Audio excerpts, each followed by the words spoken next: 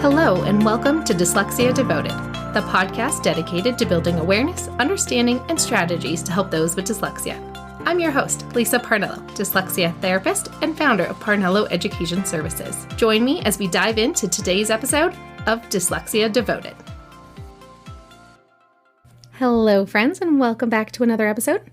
I have just returned from Boston. I went to my annual Wilson Trainer Conference last week, and it's always so wonderful to be surrounded by a room full of people who all believe in the power of helping kids with dyslexia. In those groups, we get so many common conversations that come up, and I can be sitting at a table full of people I've never met before and have nothing but wonderful things to talk about because we are all so passionate about helping kids and their families who have dyslexia.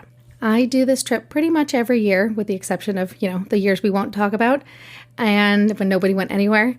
And I always love to have such rich and meaningful conversations that really drive home the fact that what we do matters. And there were so many instances of that during our trip this week. We heard a meaningful poet and speaker, Laderick Horn, who did a fantastic job sharing his story, both in the form of a story as well as his poetry. And he always puts on a good show while really getting to the heart of why we do what we do. Another speaker who really stood out to me and spoke about things that we don't talk about often enough was Elsa Cardenas Hagen, who did a fantastic talk about structured literacy for multilinguals, meaning kids who are learning how to speak English and read in English as well as another native language of theirs. And there really hasn't been enough research into how bilingual kids learn to read. And so she has really been at the forefront of studying the way language and literacy work when there are people learning multiple languages. I know that I have several clients who speak another language at home. So sometimes that is French, sometimes it's German, sometimes it's Spanish. And then they also are learning to read in English. Sometimes it's a student who speaks English at home but is in a bilingual program. So let's jump into this week's episode of Dyslexia Devoted, episode 59 of Crossing Languages. First, I wanted to talk about the fact that a lot of times when you are crossing a language and going from learning one language to learning another, it is typically better if a student is fluent in their native language first before trying to learn another language. So it is much easier to make those neural connections when you have something that you can relate it to in your native language. For this reason, it's why a lot of families choose not to put their students into a foreign language class until they've become better readers when they have dyslexia. I know I've seen a lot of parents pull their kids from their second language class that they're in because they get too frustrated and they are so far behind in their native language that now that they're learning two languages, they aren't fluent in either one very well. So it's not that students with dyslexia can't learn another language, because they absolutely can. It's just a matter of when that child is ready to do so. Sometimes they can go ahead and get that full immersion at a young age, and other times it doesn't work as well until they become very fluent in their own language. When you're fluent in a language, then you can connect the new language to the one you already know really well inside and out. When you have dyslexia, sometimes your own language feels like a foreign language.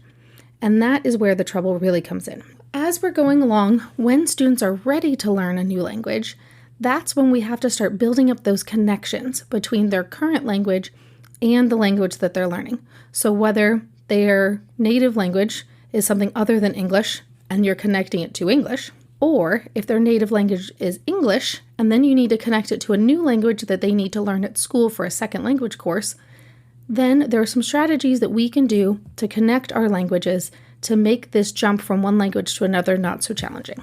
One of the first things that I help some of my students do is to connect the alphabet from one language to another.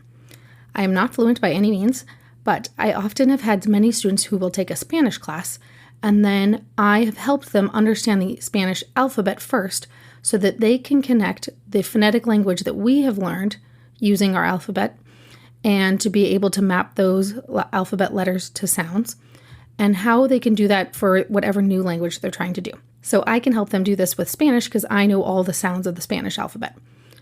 Whereas I also know that some of the other languages I probably would be very useless at. Like if a student's taking French, I'd say, great, go find a French tutor. I can't help you with that because I don't know all the sounds of the French language. So that part would not be an option. But when I can, I try to show the students how we can connect what we're already doing and apply it to another language.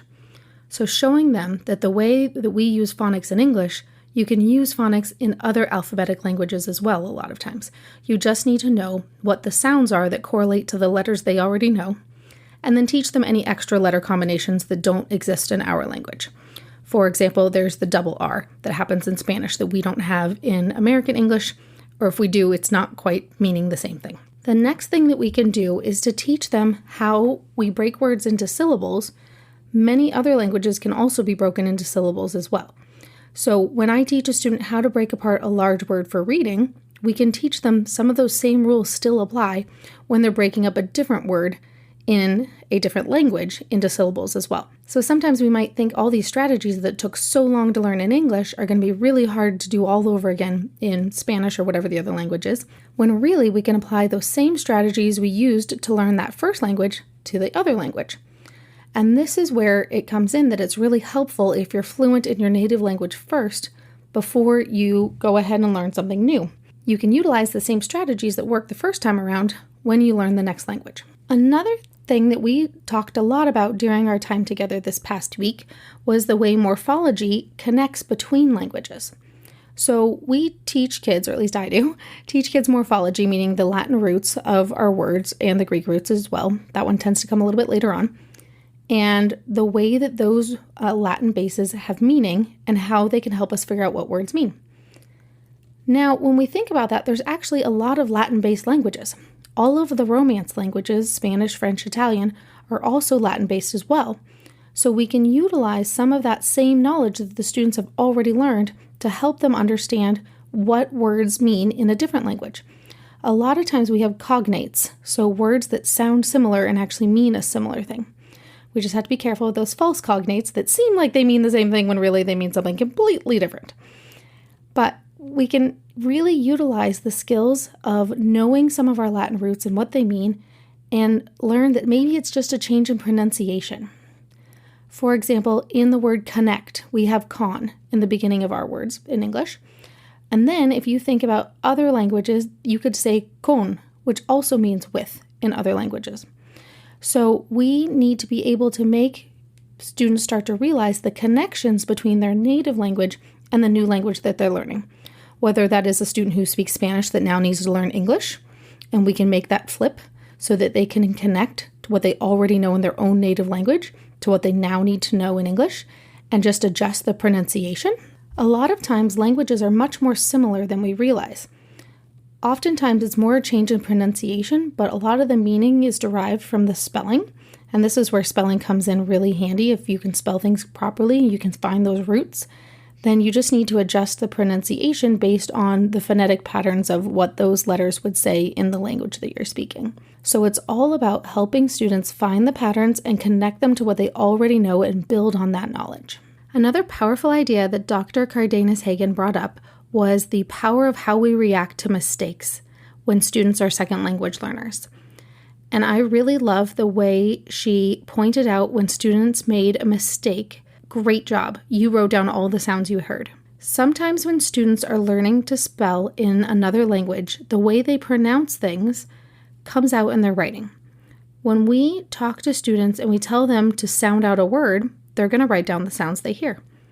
But if they're a student with an accent, sometimes the sounds they hear don't match the way that we would expect them to spell a sound on paper. So one of the things that is very powerful is to say, great job, you wrote down all the sounds that you heard.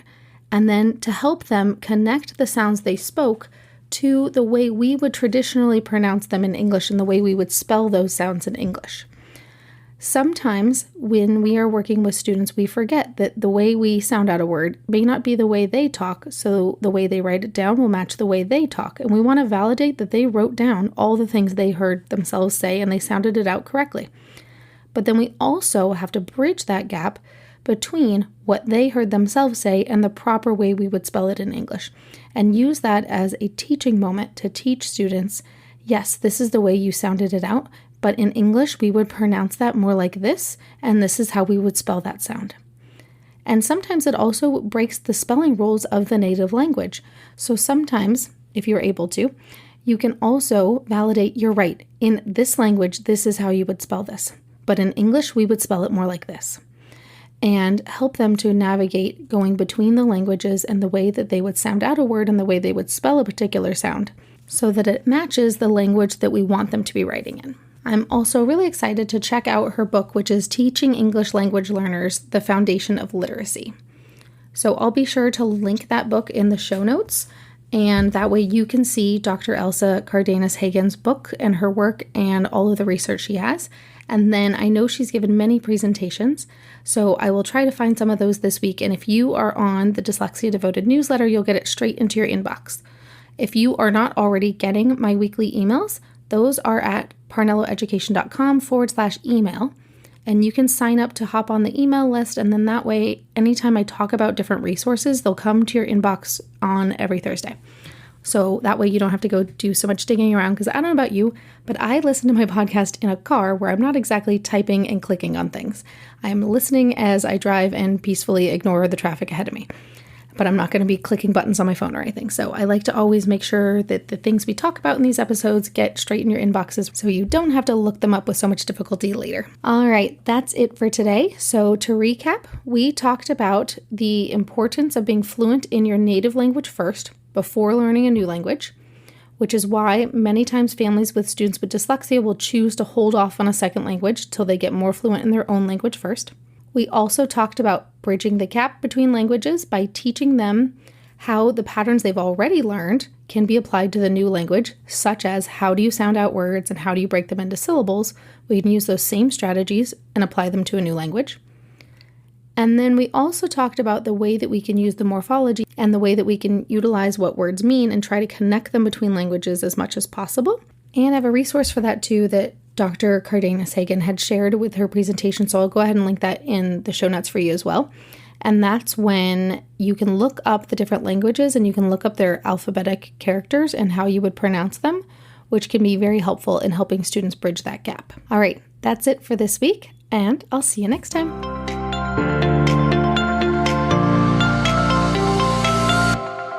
Thanks for tuning in to today's episode. If you want to learn even more about dyslexia, check out parnelloeducation.com/courses. See you next time.